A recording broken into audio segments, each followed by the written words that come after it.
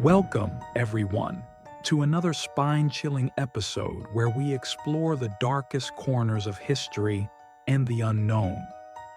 Picture this: towering beacons standing sentinel against the merciless ocean, their lights piercing the night like desperate warnings. But what happens when those lights flicker out and the keepers themselves become part of the shadows? Lighthouses, symbols of safety and guidance, have long harbored tales of isolation, madness, and the supernatural. These aren't just ghost stories, they're rooted in real events, documented mysteries that have baffled investigators for decades. Tonight, we'll uncover 5 disturbing true lighthouse horror stories, each more unsettling than the last. Grab your headphones, dim the lights, and let's begin with our first tale.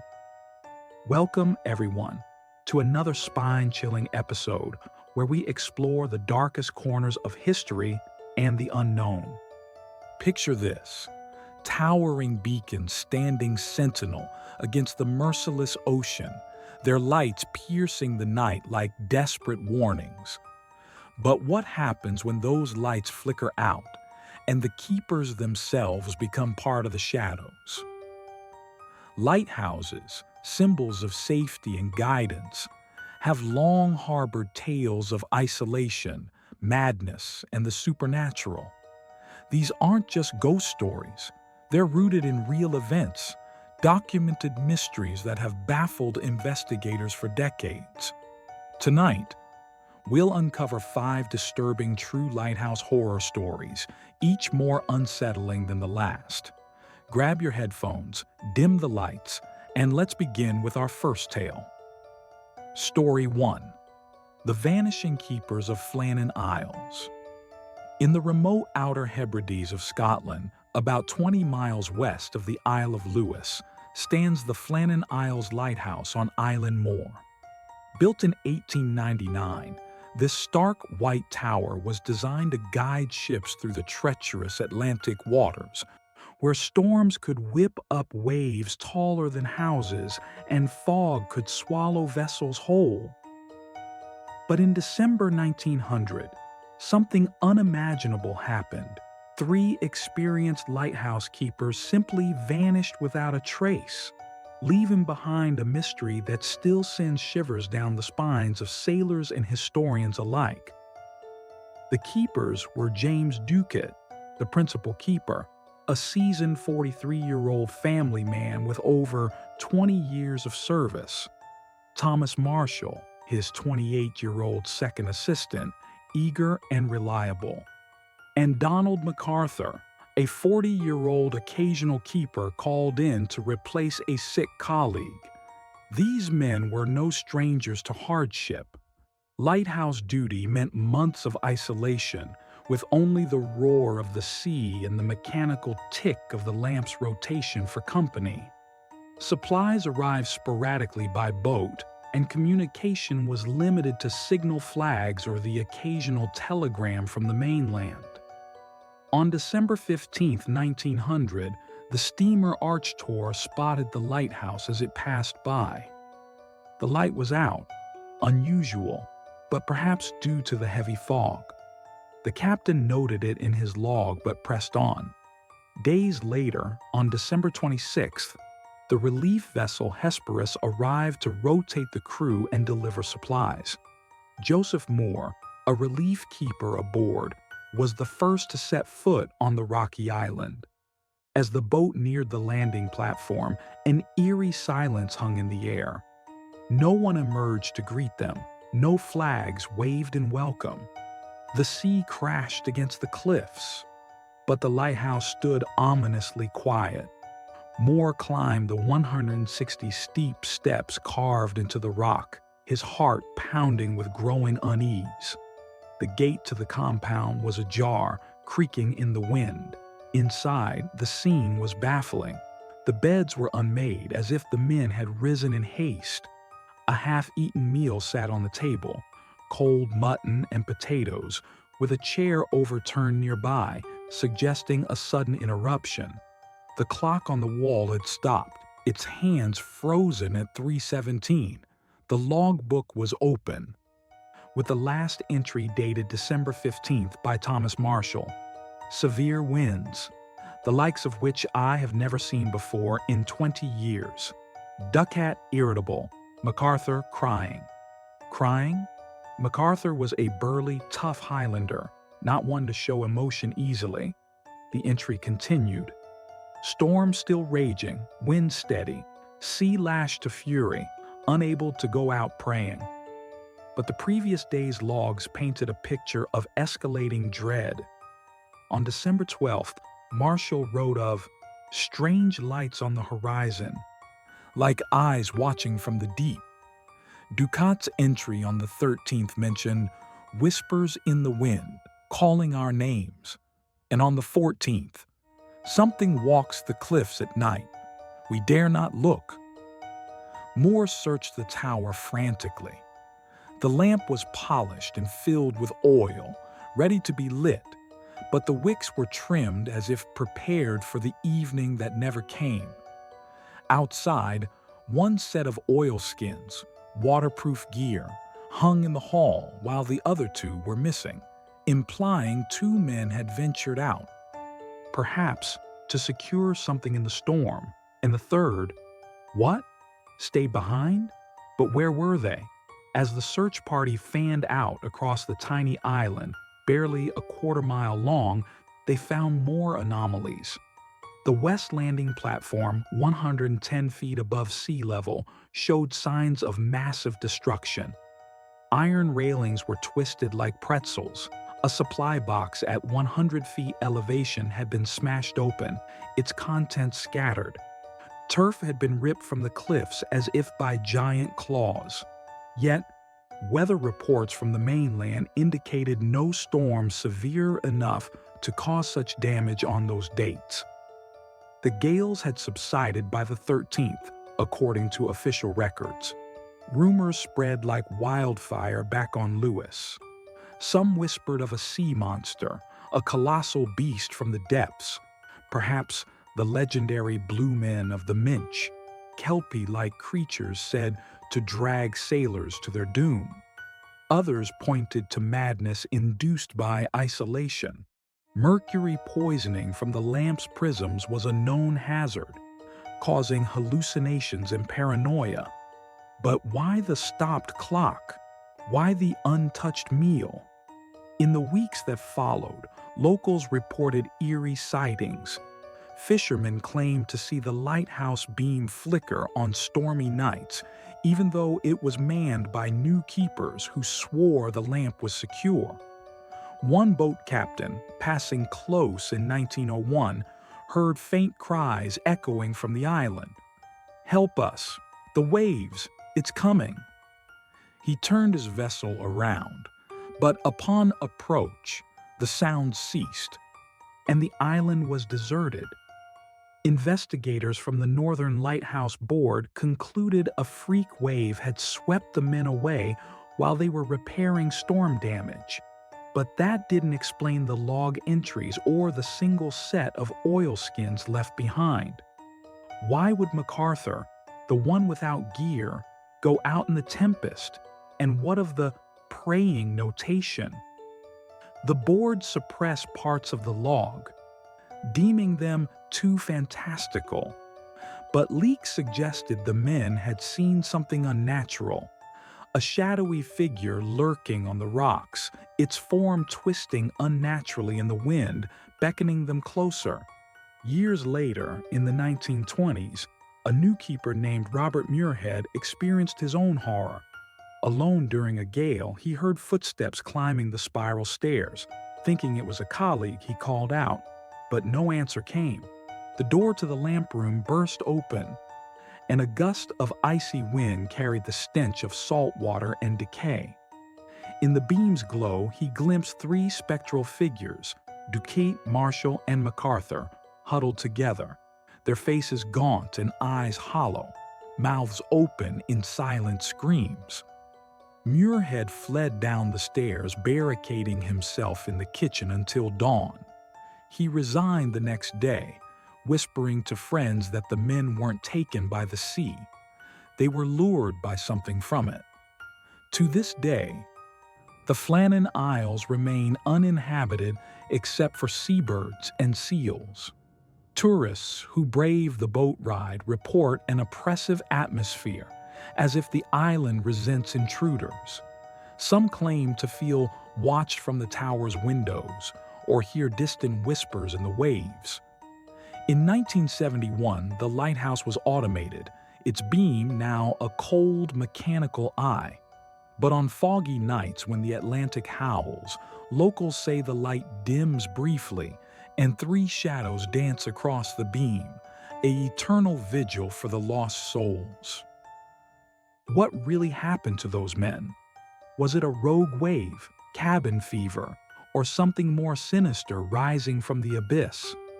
The official report calls it an accident, but the log's final, unspoken words haunt us.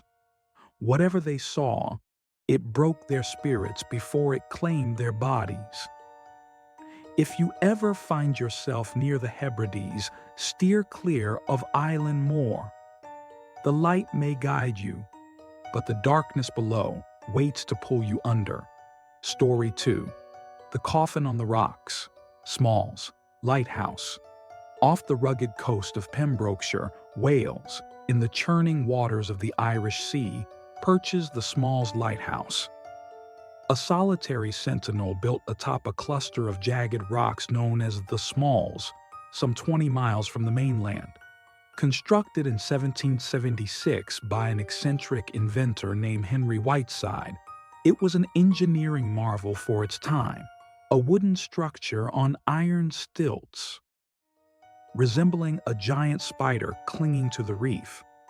But by 1801, this beacon of hope had become a stage for one of the most harrowing tales of isolation and descent into madness ever recorded in maritime history. The story of keepers Thomas Howell and Thomas Griffith isn't just about survival, it's a nightmare of psychological torment, where the line between the living and the dead blurred into something unholy. Thomas Howell was a quiet, methodical man in his late 30s, a former fisherman with a wife and children waiting ashore. Thomas Griffith, his partner, was a boisterous soul, quick to anger and fond of the bottle but strong as an ox. Lighthouse keepers were chosen for their resilience. Shifts lasted months, with relief boats arriving only when weather permitted.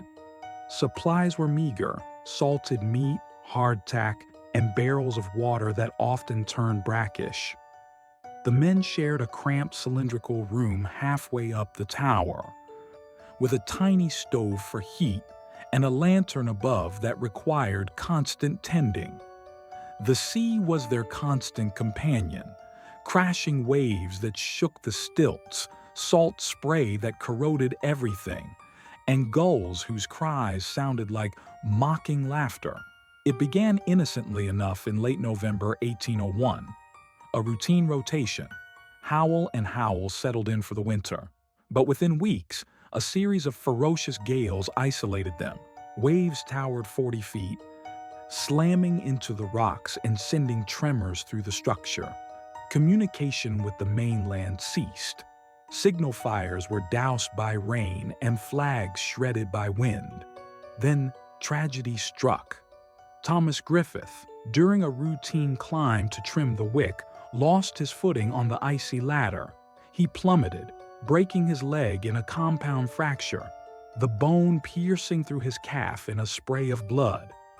Howell bandaged it as best he could with torn shirts, but infection set in. Griffith's screams echoed through the tower, mingling with the storm's howl. As days turned to weeks, Griffith deteriorated. Fever ravaged him, his leg turning black and swollen, oozing a stench that permeated the air. Howell nursed him, sharing stories to distract from the pain, tales of mermaids luring sailors to doom, or the black shuck, a demonic dog said to prowl Welsh coasts. But Griffith's delirium grew. He ranted about shadows in the waves. They're climbing the legs, eyes glowing like coals, whispering my sins. Howell dismissed it as fever talk, but at night he too heard scratching below, as if claws were scaling the iron supports. The logbook, later recovered, noted, December 12th, Griffith worsening, sea unnaturally dark, shapes beneath, no relief in sight, pray for calm. Griffith died on December 20th, his last words a guttural plea. Don't let them take me, tie me down. Howell was alone with the corpse. In those days, protocol demanded both keepers return alive or with proof of death, lest suspicions of murder arise. Keepers had killed each other before over petty disputes. Burial at sea was impossible. The waves would wash the body back, or worse, attract sharks that circled hungrily. So Howell made a gruesome decision. He built a makeshift coffin from driftwood and spare planks, lashing Griffith's body inside. But the tower was too small to store it indoors. The smell would drive him mad. Instead, he hoisted it outside, tying it to the gallery railing 30 feet up, where it dangled like a macabre pendulum, battered by wind and spray. Now the real horror began. Storms raged on, delaying relief for another month. Howell's isolation deepened. He tended the light meticulously, but sleep evaded him. The coffin creaked in the gale, banging against the tower like an insistent knock. At night, he glimpsed it through the window. Griffith's pale face pressed against a crack in the wood, eyes open and staring accusingly. It wasn't the fall, the corpse seemed to whisper in his mind. You push me. Howell knew it was hallucination, mercury vapors from the lamp perhaps, or sheer exhaustion. But the visions intensified. He wrote in the log, January 3rd, the dead man speaks, accuses me of theft, his rum, his tobacco.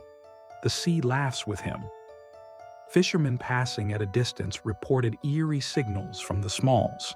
The light burned steady, but a figure waved frantically from the gallery, not one, but two. One seemed to beckon for help, arms flailing wildly. The other stood rigid, unmoving. They assumed both keepers alive, delaying rescue. But up close, the truth was ghastlier. The coffin's ropes had frayed, and Griffith's arm had slipped free, waving grotesquely in the wind like a puppet on strings. Howell, gaunt and wild-eyed, mimicked the motion in his madness, convinced Griffith's spirit possessed him. As weeks dragged, Howell's sanity unraveled. He conversed with the corpse, arguing over meals. You take the lion's share, even in death. He'd hear footsteps on the stairs, slow, dragging, as if Griffith ascended with his mangled leg. One night, a massive wave struck, splintering the coffin side. Griffith's body tumbled out, hanging by ropes, flesh pecked by gulls, exposing bones that gleamed in the lantern's beam. Howell screamed, barricading the door, but the stench seeped through, rotting meat and seaweed. In his delirium, he saw Griffith rise, water streaming from his mouth, arms outstretched. Join me, brother. The deep is lonely. Relief finally came on January 28, 1802. The boat Trinity approached cautiously, crew aghast at the sight, the coffin in tatters, body half eaten by birds, and Howell a shadow of a man, hair white, eyes sunken, babbling incoherently. He had to be carried off, unable to walk from malnutrition and terror. The rescuers noted the tower's interior, uneaten food moldering, the log filled with ravings. The dead walk the waves, they hunger for the light. Howell never fully recovered. He died a few years later, haunted by nightmares of Griffith's accusatory gaze. The incident led to a policy change. Lighthouses would have 3 keepers henceforth to prevent such dual isolation. The original Smalls was replaced in 1861 with a stone tower, but echoes linger. Modern keepers reported anomalies, cold spots on calm nights, whispers in the wind mimicking cries for help. In 1978, during automation, a technician swore he saw 2 figures on the rocks, one limping, the other building a coffin from spectral wood. Divers exploring the reef found odd relics, rusted nails arranged in a cross as if warding off evil. Was it just madness from solitude and grief? Or did something malevolent rise from the depths, feeding on their despair? Locals avoid the Smalls, saying the light doesn't just guide ships, it summons the lost. If you sail near on a stormy night, listen closely. You might hear the coffins creak, or a voice begging, "Tie me down before I take you with me." Story 3. The Silent Beam of Great Isaac Cay. Nestled in the turquoise expanse of the Bahamas, about 20 miles north of Bimini, rises Great Isaac Cay, a tiny, uninhabited speck of land crowned by a 152-foot iron lighthouse built in 1859. This skeletal tower, with its black and white stripes, was erected to warn ships of the treacherous reefs in the Bermuda Triangle's fringes, where currents conspire to drag vessels into oblivion. But in August 1969, the lighthouse became infamous, not for guiding mariners to safety, but for a baffling disappearance that echoed with whispers of the supernatural, alien abductions, and horrors from the deep. The story of keepers Ivan Majors and Benny Cogdell isn't merely a missing persons case. It's a descent into the eerie unknown, where the light keeps shining, but the men who tended it vanished as if plucked from existence by unseen hands. Ivan Majors was a sturdy, 45-year-old Bahamian, a veteran keeper with a no-nonsense demeanor honed by years on isolated outposts. Benny Cogdell, his 38-year-old assistant, was more jovial, a storyteller who regaled visitors with tales of ghost ships and sea serpents. Assigned to Great Isaac in July 1969, they were due for relief in mid-August.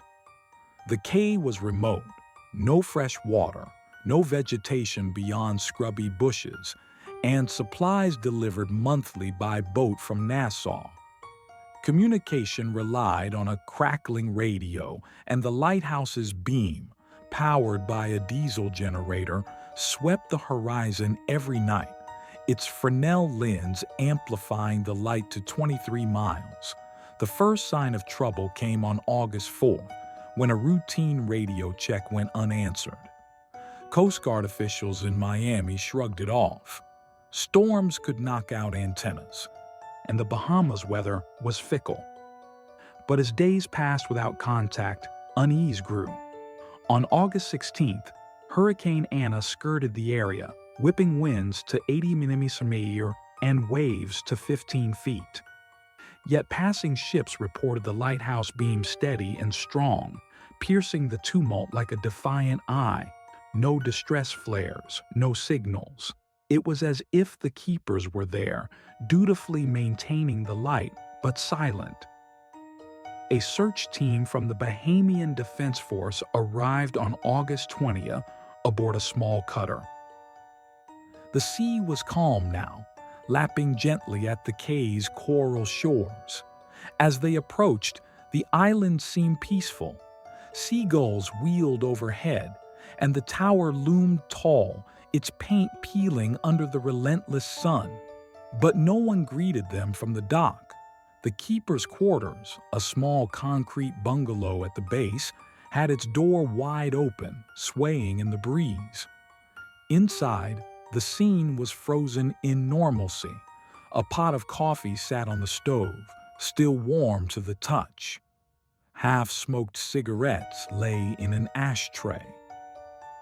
A game of checkers was mid-play on the table, pieces poised as if the players had just stepped away. The radio was intact, tuned to a Nassau station playing faint calypso music. The logbook's last entry, dated August 3rd by Majors. Calm seas, strange fog rolling in from north. Lights in the water. Submarine? Cogdell uneasy. Uneasy? The team fanned out. The generator hummed steadily, fuel tanks half full. The lamp room at the top was immaculate, lens polished, wicks trimmed. But outside, anomalies emerged. Footprints in the sand led from the bungalow to the water's edge, then abruptly stopped, as if the men had walked into the sea and never returned. No signs of struggle, no blood, no overturned furniture. In their personal effects, wallets, keys, even Major's lucky fishing lure remained behind. Cogdell's journal, found under his bunk, added chills. July 28th, humming noise at night like engines underwater. Ivan says it's dolphins, but it calls our names. And on August 1st, shadows in the beam, not birds, eyes reflecting back, something watches from the reef. Locals in Bimini whispered of the Bermuda Triangle's curse, that vortex of vanishings where planes and ships disappeared without trace.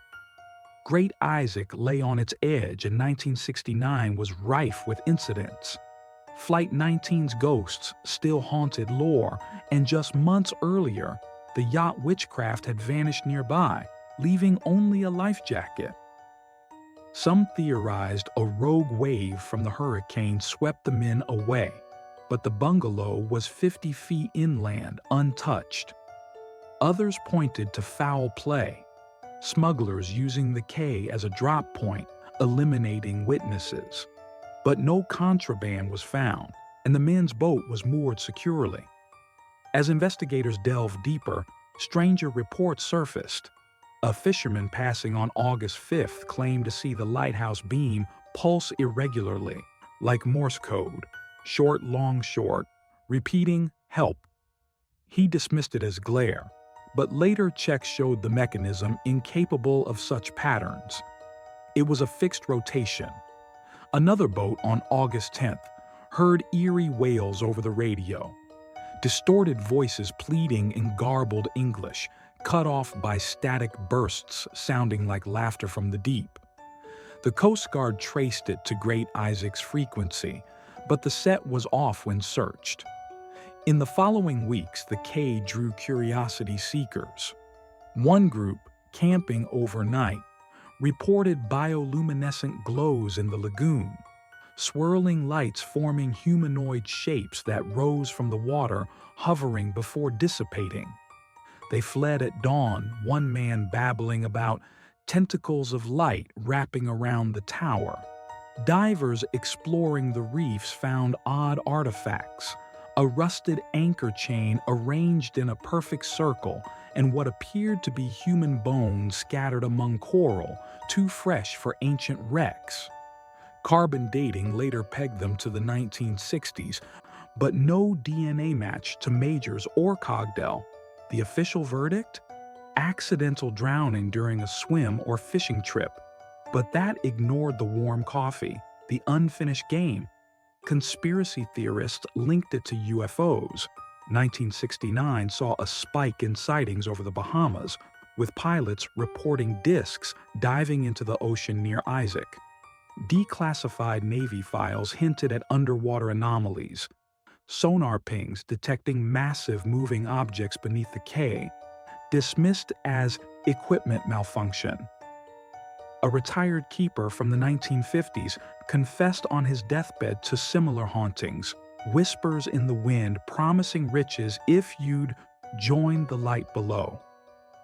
Years later, in 1980, the lighthouse was automated, its beam now a lonely automated flash, but visitors report persistent oddities. In 1992, a documentary crew filmed orbs dancing in the lamp room, equipment failing inexplicably. One cameraman vanished briefly, reappearing disoriented, muttering about being pulled under, with visions of Majors and Cogdell, their skin pallid and webbed, beckoning from watery depths. Psychics claim the men were lured by sirens, ancient entities guarding triangle secrets, using illusions to harvest souls. Today, Great Isaac is off limits, overgrown and crumbling. Boat tours circle warily, guides spinning yarns while passengers scan the horizon for anomalies. On moonless nights, the beam reportedly splits, casting dual shadows on the waves, as if two figures stand eternal watch. What claimed Ivan and Benny? A natural mishap, human malice, or something extraterrestrial slithering from the abyss? The log's final words linger. Whatever watched from the reef, it waited patiently, and when the fog rolled in, it struck. If you venture near, heed the light, but ignore the calls from below, lest you join the silent beam. Story 4. The Fiery Inferno of Eddystone. Lighthouse perched precariously on the treacherous Eddystone Rocks, 14 miles off the coast of Plymouth, England, in the English Channel's unforgiving waters, stood the Eddystone Lighthouse, a beacon of ingenuity in peril since its first incarnation in 1698. By 1755, the third iteration, designed by John Rudier, was a wooden tower sheathed in stone, rising 72 feet above the waves that relentlessly battered its base. This lighthouse wasn't just a structure, it was a lifeline for ships navigating one of the deadliest stretches of sea, where submerged rocks claimed countless vessels. But on the night of December 2nd in 1955, it became the scene of a grotesque tragedy that blended human error, infernal flames, and a medical anomaly so bizarre it defies belief. The tale of keepers Henry Hall, William Long, and John Smith isn't merely about a fire. It's a descent into agonizing horror, where the elements conspire to melt men from the inside out. Henry Hall was the principal keeper, a remarkable 94-year-old veteran whose weathered face told stories of decades defying the sea. Despite his age, he was spry with a sharp mind and a pipe always clenched in his teeth. William Long, in his 50s, was the sturdy assistant, a former sailor with a booming laugh that echoed over the waves. John Smith, the youngest at 42, was meticulous, responsible for the tallow candles that fueled the light, a chandelier of 24 massive candles in the lantern room, their flames protected by glass but prone to soot and drips. Keepers' lives were grueling. Rotations lasted 6 weeks, with supplies of salted pork, biscuits, and ale ferried by boat when tides allowed. Isolation bred routines, polishing brass, trimming wicks, and watching for ships, but also paranoia, as whispers of mermaids and phantom lights haunted their logs. The fateful night began ordinarily. A dense fog blanketed the channel, muffling the waves' crash against the rocks. The keepers had lit the candles at dusk, their glow piercing the mist like a halo. Hall, ever vigilant, climbed the narrow spiral stairs to the lantern room for the midnight check. As he inspected the flames, a spark, perhaps from a faulty wick or overheated tallow, leapt to the wooden ceiling, igniting the tar-soaked timbers. Fire spread with terrifying speed, devouring the oak beams and racing downward. Hall shouted alarms, rousing Long and Smith from their bunks below. Panic ensued in the confined space. Smoke choked the air, turning the tower into a chimney of hell. The men fought valiantly. They hauled buckets of seawater up the stairs, backbreaking work as waves slammed the base, spraying salt that stung their eyes. But the fire was insatiable, fueled by the very materials meant to withstand storms: pitch, resin, and dry wood. Flames licked the walls, blistering paint and igniting their clothes. Smith, in desperation, smashed a window to vent smoke, but wind fanned the blaze, creating an inferno that roared like a beast. The log, partially recovered later, captured Hall's frantic scrawl. December 2nd, midnight. Spark in lantern. Flames rising. God help us. The lead melts. Ah, the lead.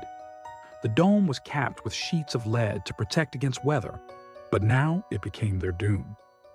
As temperatures soared, the metal liquefied, dripping like molten rain from the ceiling. Hall, standing directly below to douse embers, looked up just as a globule cascaded down. In a reflexive gasp, he swallowed a searing mass, estimated at 7 ounces, of liquid lead, scorching his throat and lodging in his stomach. The pain was unimaginable. He collapsed, clutching his abdomen as the metal cooled and solidified inside him. Long and Smith dragged him down, but the fire pursued, collapsing floors and explosions of sparks. Outside, the night watch on a passing ship spotted the blaze, a towering pyre illuminating the rocks like a devil's bonfire. Rescue boats launched from Plymouth, but gales delayed them. The keepers, trapped, climbed to the gallery, a narrow platform encircling the tower. Flames burst through windows, singeing their hair and skin. Smith, in terror, leapt into the sea, preferring drowning to burning. His body was never found, likely dashed against the rocks or claimed by currents. Long clung to the iron railing, screaming for help as blisters formed on his flesh. Hall, delirious from pain, muttered prayers, his voice hoarse from the internal burn. As dawn broke, the tower groaned and buckled, its upper half crumbling into the waves in a cascade of embers and debris. Long perished in the collapse, his charred remains washing ashore days later. Hall, miraculously, was plucked from a precarious ledge by rescuers who braved the swells. He was rowed to Plymouth, where doctors marveled at his survival. For 12 days, he lingered in agony, describing visions. The fire wasn't natural, he claimed. It was ignited by a spectral hand, a ghostly sailor from a wrecked ship seeking vengeance. The dead envy the light, he whispered. They pulled the flames from hell itself.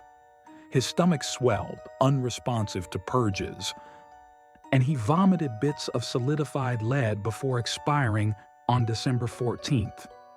An autopsy revealed the impossible: a flattened lump of lead weighing over 7 ounces embedded in his stomach lining, fused with tissue in a grotesque alloy.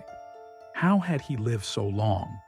Physicians speculated the lead cooled rapidly in his moist innards, forming a seal that delayed poisoning. But locals saw darker forces. Eddystone was cursed, they said, built on rocks where sirens lured ships to doom.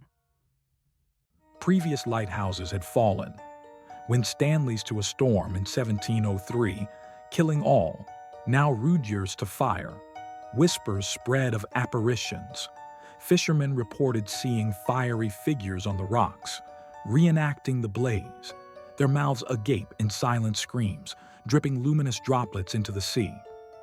In the aftermath, John Smeaton rebuilt Eddystone in stone by 1759, interlocking blocks like a puzzle to defy elements. Yet, hauntings persisted.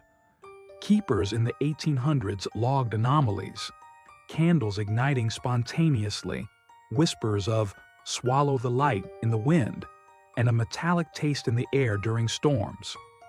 One in 1842 found a lead ingot on the gallery, shaped like a human heart, warm to the touch. He hurled it overboard, but that night, flames flickered in the lantern without cause, and he resigned, claiming Hall's spirit wandered, seeking to share his molten burden. Modern analyses blame the fire on poor ventilation and flammable materials, but that ignores Hall's survival and visions. Was it divine intervention or a demonic pact? Divers exploring the submerged ruins have found oddities, fused metal blobs resembling faces, and bones arranged in warning patterns on the seabed. In 1982, the lighthouse was automated and relocated ashore as a monument, but the rocks remain treacherous. On foggy nights, boaters report a reddish glow from the depths. Not bioluminescence, but the eternal fire of the damned. The Eddystone tragedy reminds us, lighthouses battle not just sea, but inner demons sparked by isolation. Henry Hall's story, verified by medical records, stands as a testament to human endurance and the horrors that test it. If you gaze upon the current tower, remember the men who burned. Their light saved others, but consumed them utterly. Beware the drip of lead. It might just be the start of your own inferno. Story 5. The Whispering Bell of Bell Rock. Far off the east coast of Scotland, in the North Sea's turbulent embrace, lies the infamous Bell Rock, a submerged reef 11 miles from Arbroath, notorious for ensnaring ships in its jagged maw. For centuries, it was called the Inchcape Rock, cursed by legend. A 14th century abbot installed a warning bell there, only for a pirate to cut it loose in spite, dooming himself when his ship later wrecked on the same spot. By 1810, engineer Robert Stevenson erected the Bell Rock Lighthouse atop this deadly ledge, a 115-foot granite tower, the oldest surviving sea-washed lighthouse in the world. Its beam has saved countless lives, but the rock's vengeful spirit lingers. In 1847, this bastion of light became a chamber of echoes and insanity for keepers Alexander Cunningham, James Fraser, and Robert Sinclair, a tale of auditory hallucinations, fratricide, and a bell that whispers secrets from the drowned, turning isolation into unrelenting terror. Alexander Cunningham was the principal keeper, a stoic 52-year-old from Dundee, with a sailor's build and a Bible always at hand. James Fraser, 39, was his reliable second, a jovial fiddler who lightened moods with tunes on stormy nights. Robert Sinclair, the youngest at 31, was new to the post, eager but prone to nerves, having left a sweetheart ashore with promises of marriage upon return. Three-man crews were mandatory after earlier tragedies, rotating every 6 weeks, but Bell Rock's position made reliefs erratic. Gales could strand them for months. The tower was a marvel. 7 rooms stacked vertically, with the light room crowning it, fueled by oil lamps and a massive bell that tolled in fog. Its mechanism a rhythmic clang against the wave's symphony, or cacophony, as some described it, like the sea's mocking applause. The horror unfolded in November 1847. As winter clamped down, a ferocious storm battered the coast, waves cresting over the tower's base, shaking the stones like a giant's footsteps. The keepers hunkered in, tending the light with precision, polishing the reflectors, winding the bell's clockwork every 4 hours. But on November 5th, the bell malfunctioned. Its toll grew erratic, slow, then frantic, before falling silent despite full winding. Sinclair, on watch, climbed down to the bell chamber, a damp cavity near the entrance. As he oiled the gears, he heard it, a faint tinkling, not mechanical but melodic, rising from the submerged rock below. Like drowned men humming a dirge, he later wrote in the log, "Bell whispers, no wind. Voices in the lost, names I know." At first, the others chalked it up to fatigue. Isolation played tricks. Mercury fumes from the prisms induced vivid dreams. But the fiddler, Fraser, soon concurred. During his shift, the whispering evolved into words, fragmented pleas like, "Cut me loose," joined the feast below. He confided in Cunningham, who quoted Psalms to dispel it. The log escalated. November 10th, fog thick. Bell silent to hand, but speaks in the deep. Fraser hears accusations. Past wrecks we failed. Sea claims toll. Supplies ran low. A relief boat was spotted but turned back by swells. Paranoia set in. Sinclair grew gaunt, refusing food. Convinced the salt beef was flesh of the drowned. He ranted about the Inchcape curse, the pirate Ralph the Rover's ghost, doomed to ring the bell eternally, luring keepers to madness as revenge. As days blurred, the phenomena intensified.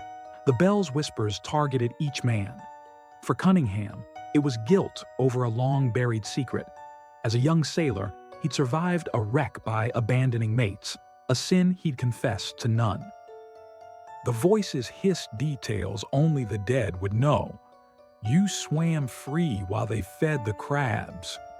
He barricaded himself in the kitchen, Bible open, but at night, the words seeped through the walls, accompanied by scratching, like fingernails on rock from beneath the tower. Fraser, the cheerful one, heard his fiddle strings plucked by invisible hands, playing a discordant version of the Inchcape Bell, a ballad of the legend. He smashed the instrument, but the music persisted.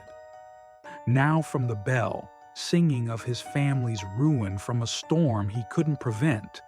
Sinclair suffered worst. Sleepless, he paced the gallery, staring into the abyss. On November 18th, during a brief calm, he claimed to see figures in the waves, skeletal forms clinging to the reef, mouths moving in sync with the whispers, eyes aglow with phosphorescent rot. They beckon, promise peace in the depths. The men restrained him, fearing suicide. But that night, chaos erupted. The bell tolled thunderously, unbidden, shaking the lighthouse to its core. Fraser, driven to frenzy, accused Sinclair of tampering. You're in league with them. A fight broke out, fists, then tools. Cunningham intervened, but in the melee, Fraser's head struck an iron brace, cracking his skull. Blood pooled as the bell clanged triumphantly. Sinclair, wide-eyed, whispered, "The toll is paid." Now, too, Cunningham and Sinclair disposed of Fraser's body at sea per protocol, weighting it with chains. But the whispers celebrated, one down, more to feed. Relief delayed again. Cunningham's log devolved into ravings. The bell knows all, my betrayal, Sinclair's doubts. It demands balance.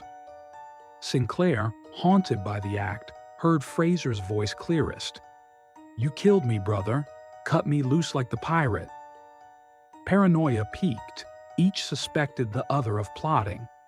On November 25th, Cunningham awoke to find Sinclair at the bell, hammer raised to silence it forever. They struggled. Sinclair slipped on bloodstains, tumbling down the stairs, neck snapping with a final gasp. Alone now, Cunningham was besieged. The bell rang ceaselessly, the voices a cacophony. Join us. Complete the ring. Relief arrived December 1st, battling through subsiding storms. The crew found Cunningham curled in the light room, emaciated, eyes vacant, murmuring scriptures interspersed with pleas. Silence the bell. It tolls for thee. The mechanism was inspected. No faults. Yet locals ashore had heard its erratic peals miles away, carrying names of the dead. Fraser and Sinclair's bodies were gone from the waves. Fishermen later snagged chains on the reef, empty, as if uncoiled by spectral hands.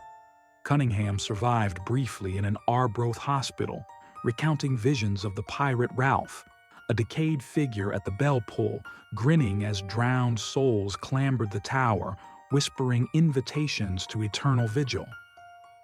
The incident was attributed to cabin fever and malnutrition, but suppressed reports noted the bell's inscription, added post-construction, reading Toll Lege, take up and read, twisted by legend into a summons. Subsequent keepers reported anomalies, the bell tolling in clear weather, whispers naming predecessors, cold breaths on necks during fog. In 1902, a keeper vanished, his log echoing Cunningham's. The voices call, I answer. Automated in 1988, the lighthouse stands sentinel. But divers avoid the rock. Sonar detects unnatural cavities below, perhaps chambers where the drowned convene. Was it hallucination from fumes and fear, or the reef's ancient grudge? The bell rock's light endures, but its toll warns. Heed the whispers, or become their echo. In stormy gales, if you hear a distant chime carrying your secrets, turn away. The deep hungers for company. There you have it, friends. 5 chilling true stories from the lonely lighthouses that guard our coasts. These beacons, meant to symbolize hope, often illuminate the horrors of isolation, the unknown, and forces beyond our understanding. Whether it's vanishings, madness, or whispers from the abyss, they remind us that the sea keeps its mysteries close. If these tales kept you on the edge of your seat, hit that like button, subscribe for more spine-tingling content, and share your own eerie experiences in the comments. I might feature them in a future video. Stay safe out there. And remember, when the light flickers, it might not be guiding you home. Until next time, sweet dreams or nightmares. Goodbye.